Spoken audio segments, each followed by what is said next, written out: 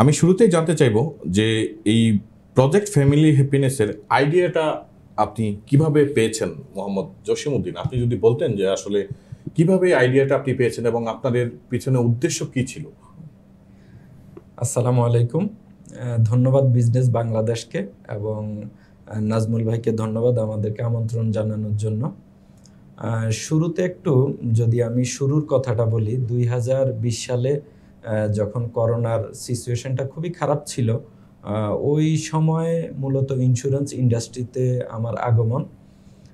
তো বিমা শিল্পে আসার পরে আমি 2023 সাল পর্যন্ত, বিশেষ করে পরে 3 বছর মাঠে ঘাটে গ্রামগঞ্জে জেলা শহরে প্রায় বাংলাদেশের প্রত্যন্ত অঞ্চলে কিভাবে বিমার যে মৌলিক সেবাটা, এই সেবাটা মানুষের কাছে তুলে ধরা যায় বিভিন্ন অ্যাওয়ারনেসের মাধ্যমে, সেমিনার, সিম্পোজিয়াম, এরপরে এইরকম অনেক প্রোগ্রাম অফলাইন অনলাইনে আমরা আয়োজন করেছি। তো করতে গিয়ে মৌলিক কিছু বিষয় আমার উপলব্ধি হইল যে আমি ইন্স্যুরেন্সে আসার আগে বেশ কিছু ব্যবসার সাথে সম্পৃক্ত ছিলাম, যুক্ত ছিলাম। তো প্রায় সময় দেখতাম ওই সমস্ত বিজনেসে কি পরিমাণ ট্রেনিংয়ের আয়োজন হয়। বর্তমানে আমার ইন্স্যুরেন্সে আসার আগে আরেকটা ছোট প্রতিষ্ঠান ছিল বি কুইন ফুড নামে। আমি ওই ছোট প্রতিষ্ঠানটা করতে গিয়ে বাংলাদেশের স্বনামধন্য অনেকগুলো একাডেমি থেকে ট্রেনিং নিয়েছি এবং গভর্নমেন্টের অনেক ট্রেনিং প্রজেক্টের সাথে আমি সম্পৃক্ত ছিলাম। এবং যখন আমি এখানে আসলাম, এই দীর্ঘ সময় প্রায় তখন আমার সাথে 400-500 লোক এজেন্ট হিসাবে এঙ্গেজ হয়ে গেছে। এরপরে এখন পর্যন্ত আমি প্রায় অ্যাপ্রক্সিমেটলি 5000 মানুষকে এই স্বাস্থ্য ঝুঁকি এবং পারিবারিক আর্থিক নিরাপত্তার সাথে আমার টিম সহ আমি এঙ্গেজমেন্ট করতে দেশে বিদেশে সক্ষম হয়েছি।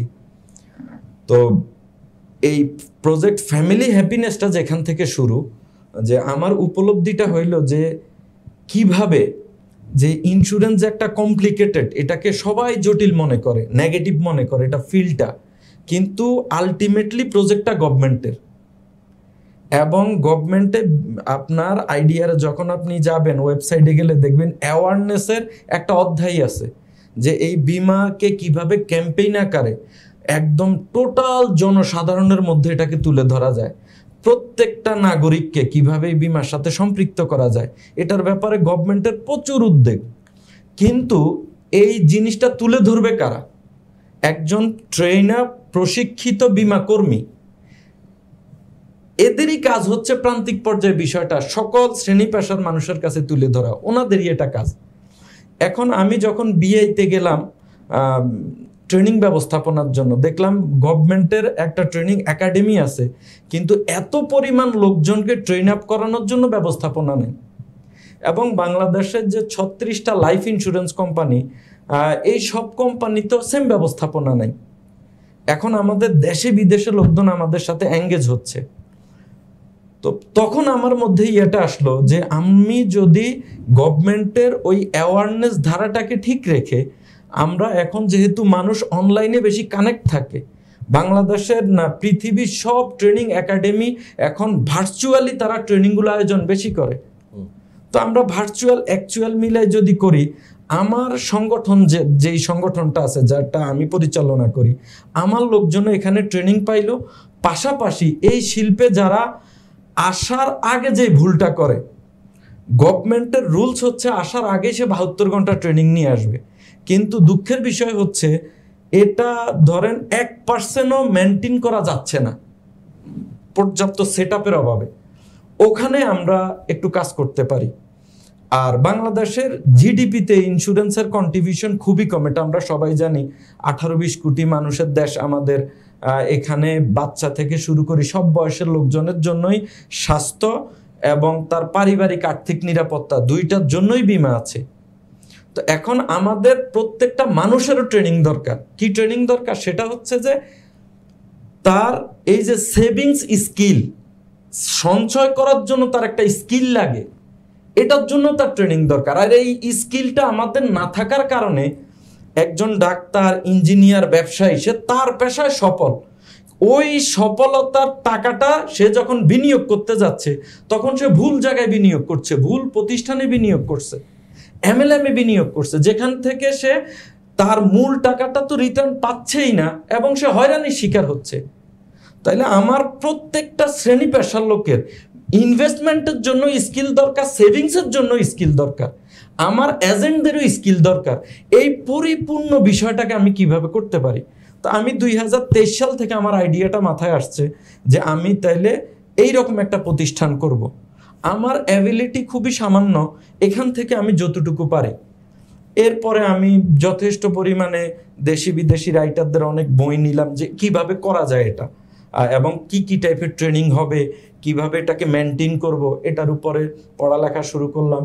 এবং আলহামদুলিল্লাহ আমাদের দেশে যারা বিজনেস কনসালটেন্সি করে এরকম অনেক কনসালটেন্সি ফার্মের সাথে আমি ইনভলভ হইলাম, পার্সোনালি ওনাদের সাথে অনেক আইডিয়া নিলাম যে এটা কিভাবে বাস্তবায়ন করা যায়।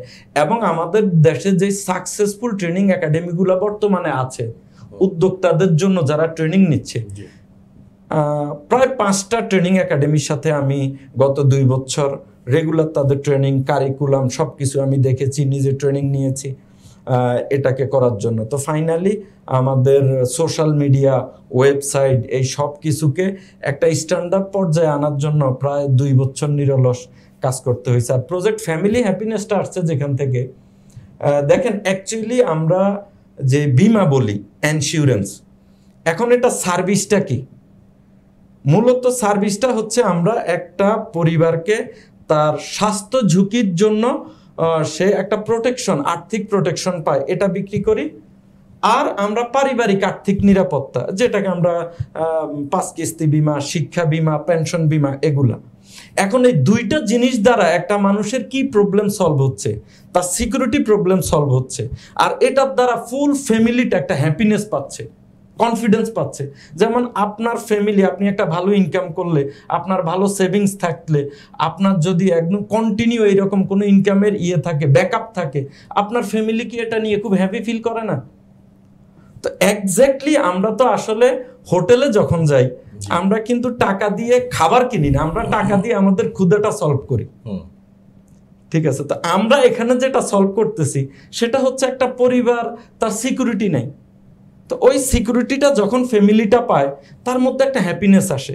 তো ওইখান থেকেই মূলত নাম দেওয়া যে প্রজেক্ট ফ্যামিলি হ্যাপিনেস। আর এনশিওর স্কিল একাডেমি যেটা, যে আমরা ট্রেনিং এর তো সব সেক্টরেই তো ট্রেনিং হচ্ছে। এখন এখানে আমি স্পেসিফিকভাবে আমি চাচ্ছি যে আমার, যেহেতু আমি এই পেশায় আমি নিজেকে একদম ওতপ্রোতভাবে আমি জড়িত করে ফেলেছি, এখন যারা এই পেশাতে আছে, ভবিষ্যতে যারা এই পেশাতে আসবে, এই 2 টাইপের লোককে স্কিলের জন্য এবং একটা সফলতার চূড়ান্ত পর্যায়ে যাওয়া পর্যন্ত যেন আমরা তাকে গাইডলাইন দিতে পারি।